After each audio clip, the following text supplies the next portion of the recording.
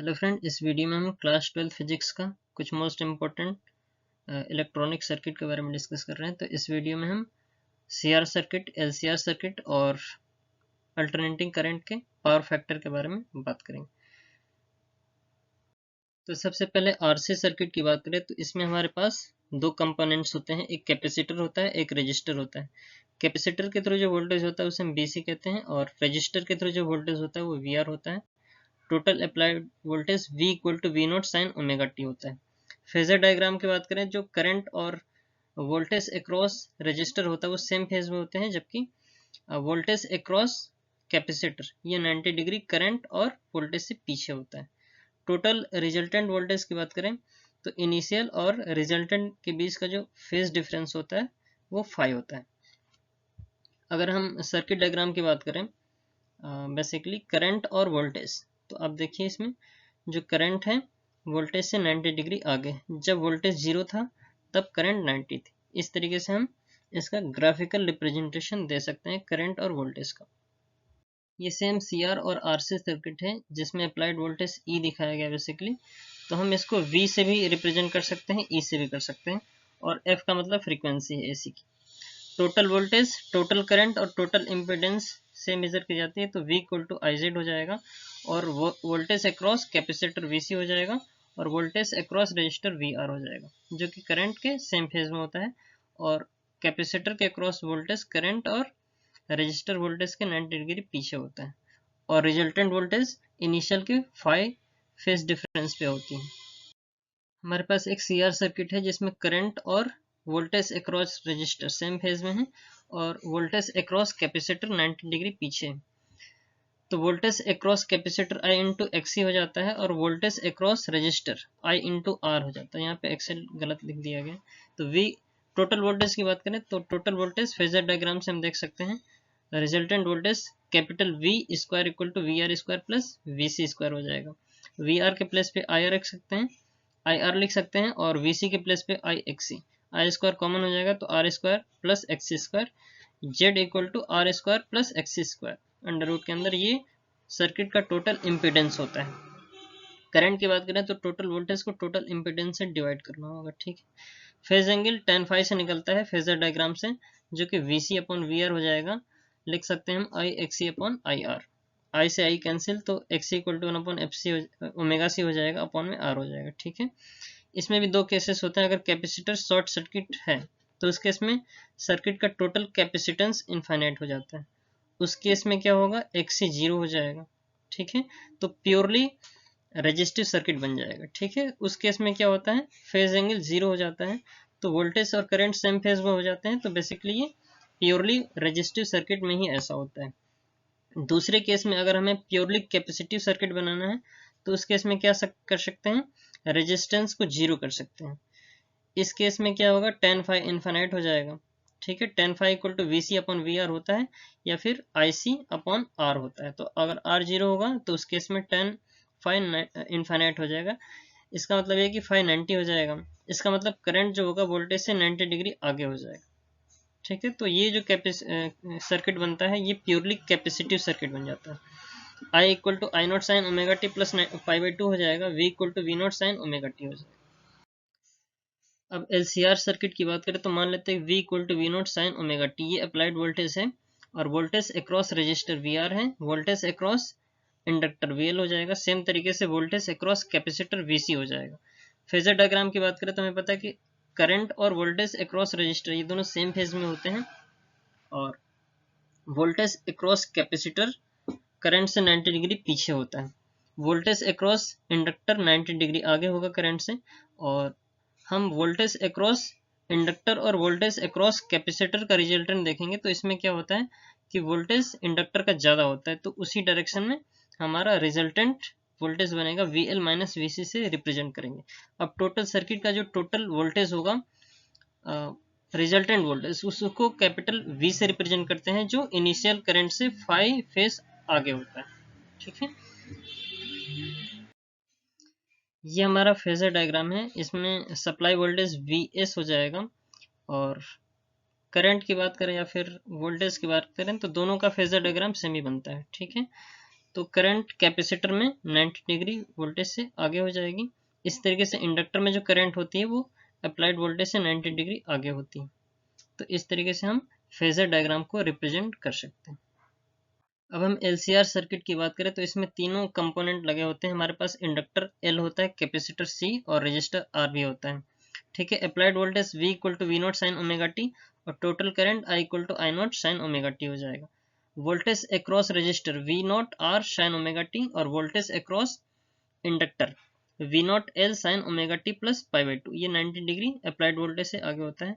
इस तरीके से वोल्टेज अक्रॉस कैपेसिटर 90 डिग्री पीछे होगा, V0 L sine omega T minus pi by 2। Phasor diagram की बात करें तो आप देखिए करंट और वोल्टेज अक्रॉस रजिस्टर ये दोनों सेम फेज में होते हैं। वोल्टेज अक्रॉस इंडक्टर 90 डिग्री आगे होता है और वोल्टेज अक्रॉस कैपेसिटर 90 डिग्री पीछे होता है और resultant voltage 5 phase initial current और वोल्टेज अक्रॉस आर से 5 एंगल आगे होती है। ठीक है, अगर इंडक्टर और कैपेसिटर के बीच का रिजल्टेंट वोल्टेज देखें तो VL माइनस VC से रिप्रेजेंट किया जाता है। सेम डायग्राम हम रेजिस्टेंस के लिए भी ड्रॉ कर सकते हैं। ठीक है, टोटल वोल्टेज की बात करें V square equal to VR square और total inductive voltage VL minus VC का होल स्क्वायर हो जाएगा। ठीक है, एक ट्रायंगल बन रहा है राइट एंगल ट्रायंगल, तो वहां पे हम वेक्टर मैथमेटिक्स को इम्प्लीमेंट कर सकते हैं। तो यहाँ से हमारा टोटल वोल्टेज आ जाएगा V square equal to I square R square. यहाँ पे VR के प्लेस पे IR रखेंगे और VL माइनस VC के प्लेस पे I into XL minus XC का होल स्क्वायर हो जाएगा। I स्क्वायर कॉमन होगा, R square plus XL minus XC का होल स्क्वायर हो जाएगा। तो V इक्वल टू IZ हो जाएगा। यहाँ पे Z की वैल्यू कितनी हो जाएगी, R square plus XL minus XC का होल स्क्वायर। ये सर्किट का टोटल इम्पीडेंस होता है। टोटल करंट की बात करें, total voltage upon total impedance means V upon root over R square plus XL minus XC का होल स्क्वायर हो जाएगा। ठीक है, तो यहाँ पे XL की वैल्यू क्या होती है, ओमेगा L होती है और XC की वैल्यू 1 अपॉन ओमेगा C होती है। अगर फेस एंगल की बात करें तो tan फाई से निकलता है voltage resultant voltage across inductor VL minus VC और total initial voltage across register से डिवाइड करते हैं। ठीक है, VL minus VC upon VR हो जाएगा। VL के प्लेस पे IXL लिखेंगे और VC के प्लेस पे IXC लिखेंगे, अपॉन में IR हो जाएगा, I से I कैंसिल। तो tan फाई हमारा रेजिस्टेंस के टर्म में भी आता है, इसको हम लिख सकते हैं XL minus XC upon R। Omega के टर्म में भी लिख सकते हैं, तो XL के प्लेस पे ओमेगा L हो जाता है, XC के प्लेस पे 1 अपॉन ओमेगा C हो जाता है। अब तीन केसेस की बात करते हैं। तो पहले केस में क्या होता है कि अगर मान लेते हैं कि इंडक्टर के थ्रू जो वोल्टेज है वो ज्यादा है कैपेसिटर VL VC से ज्यादा है, तो उस केस में क्या होगा, VL omega L 1 upon omega C से ज्यादा होगा। तो उस केस में जो सर्किट होगा एक इंडक्टिव सर्किट बन जाएगा। ठीक है, और इसमें वोल्टेज करंट से लीड करती है, 90 डिग्री आगे होती है। केस सेकंड में क्या होगा, कैपेसिटर का वोल्टेज अगर इंडक्टर के वोल्टेज से इक्वल हो जाए तो उस केस में ये सर्किट कैपेसिटिव सर्किट हो जाता है और करंट वोल्टेज को लीड करती है 90 डिग्री के एंगल से। तीसरे केस में क्या होता है कि अगर वोल्टेज अक्रॉस रजिस्टर नहीं वोल्टेज अक्रॉस इंडक्टर और वोल्टेज अक्रॉस कैपेसिटर दोनों का वोल्टेज सेम हो जाए, कैपेसिटर का जितना वोल्टेज है और इंडक्टर का दोनों सेम हो जाए, उस केस में ये जो कंडीशन बनती है रेजोनेंस की कंडीशन बनती है। उस केस में क्या होता है, omega L equal to 1 upon omega C हो जाता है। यहाँ पे omega square equal to 1 upon LC हो जाएगा। ठीक, ओमेगा की value 1 upon root over LC हो जाएगी और ओमेगा के प्लेस पे क्या लिख सकते हैं, 2 पाई f लिख सकते हैं। ठीक है, 1 अपॉन रूट ओवर LC हो जाएगा, f की वैल्यू निकालेंगे 1 upon 2 pi root over LC हो जाएगा। ठीक है, तो ये हमारे रेजोनेंट फ्रीक्वेंसी होती है। रेजोनेंट फ्रीक्वेंसी कितनी हो जाती है, F0 से भी इसको रिप्रेजेंट कर सकते हैं राइट हैंड पेज पे, F0 equal to 1 upon 2 pi root over LC हो जाता है। सेम कंडीशन यहाँ पे भी लिखा गया है, इसको दोबारा लिखा है, रीराइट किया गया। ठीक है, तो रेजोनेंस की कंडीशन क्या होती है, XL इक्वल टू XC हो जाती है, दोनों की वैल्यूज पुट करेंगे सॉल्व करेंगे तो F0 equal to 1 upon 2 pi root over LC हो जाएगी, जो कि रेजोनेंट फ्रीक्वेंसी होती है। इस केस में क्या होता है, XL XC के इक्वल होता है और सर्किट का जो इम्पीडेंस होता है वो कम से कम होता है, जो कि टोटल रेजिस्टेंस के इक्वल होता है, मतलब Z minimum equal to R हो जाएगा और करंट मैक्सिमम होगी, रेजिस्टेंस कम हो जाएगा और I max equal to V0 upon R हो जाएगा, omega equal to omega naught हो जाता है और फ्रीक्वेंसी को हम F0 से रिप्रेजेंट करते हैं, इसी को हम रेजोनेंट फ्रीक्वेंसी भी कहते हैं। अगर कैपेसिटर के अक्रॉस का जो रेजिस्टेंस है उसे निकालना है तो XC हो जाता है 1 अपॉन 2 पाई FC हो जाएगा, sorry XL equal to 2 pi FL हो जाएगा, XC equal to 1 upon 2 pi FC हो जाएगा। तो इस तरीके से रेजोनेंस की कंडीशन बनती है। अगर इस केस में पावर, एवरेज पावर की बात करें तो ये VRMS और IRMS इंटू cos फाई होता है। रूट मीन स्क्वायर वोल्टेज की वैल्यू V0 अपॉन रूट 2 होती है। ठीक उसी तरीके से करंट के केस में I0 अपॉन रूट 2 हो जाएगा, और रेजोनेंस के केस में cos फाई की वैल्यू 1 हो जाती है। ठीक है, cos 0 1 होता है, मीन्स फाई अगर 0 होगा, क्योंकि उस केस में करंट और रेजिस्टेंस सेम फेज में हो जाएंगे तो एंगल 0 हो जाता है। तो cos फाई की वैल्यू 1 हो जाती है। P average equal to I0 R square by 2 हो जाता है। तो यहाँ से P average I0 R square by 2 हो जाएगा, और PRMS की वैल्यू क्या हो जाएगी, IRMS का होल स्क्वायर इंटू R हो जाएगी। ठीक है, यहाँ पे जेड मिनिमम और फ्रीक्वेंसी के बीच ग्राफ खींचा गया है, तो ये हमारी रेजोनेंस की कंडीशन होती है। अब पूरे चैप्टर को समराइज करते हैं। ठीक है, तो अगर हमारे पास केवल रेजिस्टेंस है तो उस केस में क्या होता है, इम्पीडेंस, टोटल सर्किट का जो इम्पीडेंस होता है रेजिस्टेंस के इक्वल हो जाता है, और उस केस में जो फेज एंगल होता है करंट और वोल्टेज के बीच वो 0 डिग्री का होता है। अगर हमारे पास केवल इंडक्टर लगा है तो उस केस में टोटल इम्पीडेंस एक्सेल से निकलता है, और उस केस में वोल्टेज करंट से 90 डिग्री आगे होती है। केवल कैपेसिटर लगा है तो Z इक्वल टू XC हो जाएगा। उस केस में वोल्टेज अक्रॉस कैपेसिटर करंट से 90 डिग्री पीछे होती है। अगर दोनों ही लगे हैं, मान लेते हैं रेजिस्टेंस और इंडक्टर दोनों लगे हैं, इम्पीडेंस कैसे निकालेंगे, total resultant voltage Z equal to R square plus XL square हो जाएगा। और उस केस में हमारे पास क्या होता है, इंडक्टर के केस में जो वोल्टेज होता है करंट से 90 डिग्री आगे होता है। अगर RC सर्किट है, impedance R square plus XC हो जाएगा। ये नेगेटिव डायरेक्शन में वोल्टेज आता है, मतलब करंट से वोल्टेज डिग्री 90 डिग्री पीछे होता है। अगर तीनों ही सर्किट लगे हैं, LCR सर्किट है, तो उस केस में impedance root over R square plus XL minus XC का होल स्क्वायर हो जाएगा। और इसमें 3 कंडीशन बनती है। ठीक है, तो पहली कंडीशन में क्या होता है, अगर XC XL से ज़्यादा है तो सर्किट एक कैपेसिटर की तरह बिहेव करेगा, मतलब प्योरली कैपेसिटी हो जाएगा। अगर XL XC से ज़्यादा है तो इंडक्टिव सर्किट बनेगा। दोनों इक्वल है तो रेजोनेंस की कंडीशन बनती है। तो रेजोनेंस की कंडीशन से हमारे पास बहुत सारी चीज़ें होती हैं LCR सर्किट में। ये इसका बहुत सारा एप्लीकेशन है, इलेक्ट्रोमैग्नेटिक वेव जनरेट करने में भी होता है। तो ये सारे हमारे पास एप्लीकेशंस होते हैं। और power factor in AC circuit की बात करते हैं। तो सबसे पहले पावर की बात करें तो जिस रेट से इलेक्ट्रिकल एनर्जी का कंजम्पशन होता है, मीन जिस रेट से इलेक्ट्रिक एनर्जी कंज्यूम होती है सर्किट में, उसी रेट को हम पावर कहते हैं। ठीक है, बेसिक फार्मूला पावर का P equal to V into R होता है, या फिर I स्क्वायर इंटू आर भी होता है। तो अगर हमारे पास voltage V equal to V0 sine omega T है, और मान लेते हैं करंट वोल्टेज से 5 फेज एंगल पीछे, means I equal to I0 sine omega T, तो उस केस में पावर क्या हो जाएगा, P इंटू वी आई हो जाएगा, मल्टीप्लाई कर देंगे V0 sine omega T into I0 sine omega T minus 5 से। P equal to V0 I0 upon 2 हो जाएगा, और 2 से मल्टीप्लाई डिवाइड करें तो 2 साइन ओमेगा टी माइनस 5 हो जाएगा। यहाँ पे 2 साइन ए साइन बी का फॉर्मूला लग जाएगा, जो कि cos A माइनस बी होता है, minus cos A plus B होता है। ठीक है, सॉल्व कर लेंगे तो V0 I0 upon 2 cos 5 minus cos 2 omega T होता है। इसमें माइनस के बाद सेकंड टर्म्स में टाइम लगा, मतलब टाइम डिपेंडेंट है, तो इसका एवरेज कितना आ जाता है, 0 हो जाता है। ठीक है, तो total power V0 upon root 2 हो जाएगा, 2 को स्प्लिट कर लेंगे रूट 2 में, V0 upon root 2 I0 upon root 2 cos 5 हो जाएगा। ठीक है, तो यहाँ से P एवरेज का फॉर्मूला VRMS IRMS cos 5 हो जाता है, और यहाँ पे cos 5 वाला जो टर्म है इसी को हम पावर फैक्टर कहते हैं। और root mean square voltage V0 upon root 2 होता है, सेम तरीके से करंट में भी होता है, root mean square current I0 upon root 2 होती है। फिर इसके बाद हमारे पास पावर फैक्टर क्या होता है, टोटल पावर बाई cos 5 जो निकलता है वो टोटल पावर और अपरेंट पावर का रेशियो होता है। टोटल पावर को P एवरेज से रिप्रेजेंट कर सकते हैं, और अपरेंट पावर को VRMS IRMS। V एवरेज क्या है हमारा, ये टोटल पावर होता है, और VRMS IRMS का मल्टीप्लिकेशन अपरेंट पावर से मिलता है, और cos 5 जो होता है ये हमारा पावर फैक्टर हो जाता है। तो cos 5 की वैल्यू टोटल पावर और अपरेंट पावर के रेशियो से निकल सकती है। cos 5 R अपॉन जेड भी होता है, R upon root over R square plus omega L upon 1 minus omega C का होल स्क्वायर हो जाएगा। इसमें भी हमको 6 केसेस को डिस्कस करना है। तो सबसे पहले मान लेते हैं केवल रजिस्टर लगा हुआ, तब पावर कितना कंज्यूम होगा। तो वोल्टेज करंट सेम फेज में होते हैं तो cos 5 की वैल्यू क्या हो जाएगी, 1 हो जाएगी, क्योंकि cos 0 1 होता है। Power average power VR MS और आईआरएमएस का मल्टीप्लीकेशन हो जाएगा। उस केस में सर्किट में सबसे ज़्यादा पावर का कंजम्पशन होगा, मतलब बहुत ज़्यादा इलेक्ट्रिकल एनर्जी कंज्यूम होगी। सेकंड केस में अगर हमारे पास इंडक्टर लगा है तो उस केस में वोल्टेज करंट से 90 डिग्री आगे होता है। दोनों के बीच फेज एंगल π/2 हो जाएगा। तो cos फाई की वैल्यू कितनी हो जाएगी? 0 हो जाएगी, क्योंकि cos 90 0 होता है।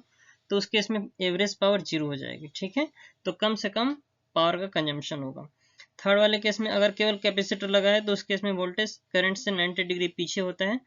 तो cos -π/2 की वैल्यू जीरो आ जाएगी। ठीक है, तो उस केस में भी पावर एवरेज पावर 0 हो जाएगा। और तीसरे में एलआर सर्किट की बात करें तो P average VRMS IRMS cos phi हो जाता है। फिर उसके बाद फोर्थ वाले में LR circuit same tan phi की वैल्यू हम फेजर डायग्राम से निकालेंगे। ठीक है, XC/R tan phi XL upon R हो जाएगा इंडक्टर के केस में। और XL cos फाई की वैल्यू यहाँ से अगर हम ट्रायंगल बना के cos फाई निकालना चाहें तो अब देखिए XL R upon √R² plus XL², क्योंकि बेस बाय हाइपोटेन्यूज होता है cos फाई, तो यहाँ से cos फाई की वैल्यू निकल जाएगी। पावर एवरेज की बात करेंगे तो एलआर सर्किट में power average on pure resistive circuit into power factor cos phi means R upon √R² plus XL²। तो इस केस में क्या होता है कि जो पावर एवरेज पावर होती है एलआर सर्किट में रेजिस्टिव सर्किट से क्या होती है? कम होती है। रेजिस्टिव सर्किट में पावर ज़्यादा होती है और इस सर्किट में कम पावर का कंजम्पशन होता है। इसके बाद फिफ्थ वाले केस में सीआर सर्किट लगा के देखें तो इसमें tan फाई XC/R हो जाएगा। cos फाई निकालेंगे तो R upon √R² plus XC² हो जाएगा। सेम तरीके से अगर V average in CR circuit निकालेंगे VRMS IRMS R upon √R² plus XC²। तो इस केस में भी एवरेज पावर कंजम्पशन रेजिस्टिव से तो कम ही होगा। ठीक है, और लास्ट वाले केस की बात करें एलसीआर सर्किट, तो इसमें tan फाई की वैल्यू क्या होती है? XL माइनस XC/R होती है। cos फाई कितना होगा? R upon base by hypotenuse से R upon √R² plus XL minus XC का होल स्क्वायर हो जाएगा। ठीक है, तो average power in LCR circuit will equal to VRMS into IRMS into R upon √R² plus XL minus XC का whole square हो जाएगा। तो इस केस में भी क्या होगा कि average power consumption resistive circuit से कम होगा। Means average power resistive circuit में ज़्यादा होगा और ये सर्किट अगर लगा होगा तो उसमें कम से कम पावर कंजम्पशन होगा। ठीक है, तो पावर कंजम्पशन कई बार हीट के फॉर्म में भी होता है, तो कुछ केसेस में तो अच्छा भी है, कुछ केसेस में उतना बेटर नहीं होता। रेजोनेंस की कंडीशन की बात करें तो XL XC के इक्वल होता है। उस केस में क्या होगा? cos phi equal to R upon R हो जाएगा। ठीक है, प्योरली रेजिस्टिव सर्किट बन जाता है, तो सारे इम्पिडेंस 0 हो जाएंगे, केवल R ही बचेगा।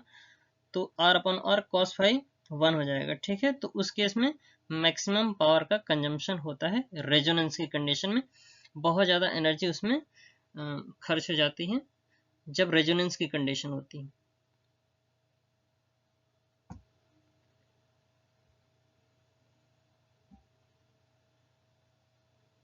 टोटल पावर या एवरेज पावर की बात करें तो VI cos फाई इसका फॉर्मूला होता है। इसमें V इंटू आई, अगर हम VRMS और IRMS का मल्टीप्लाई करेंगे तो ये हमारा अपरेंट पावर होता है। ठीक है, और ट्रू पावर जो होता है वो V एवरेज होता है। और रिएक्टिव पावर की बात करें तो इसमें हमारा Q को हम रिएक्टिव पावर से रिप्रेजेंट करते हैं। तो ये हमारा पावर का बेसिकली फेजर डायग्राम है।